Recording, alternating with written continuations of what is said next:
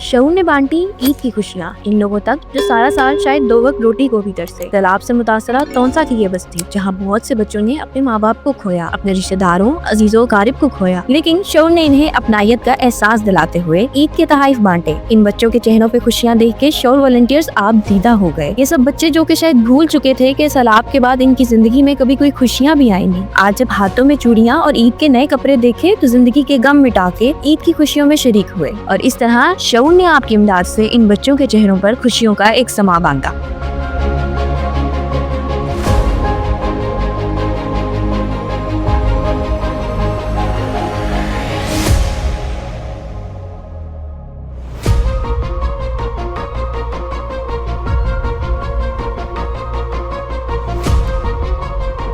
शऊर welfare foundation एक registered इदारा पाकिस्तान भर में फलाही मंसूबों के जरिए इंसानियत की खिदमत कर रहा है।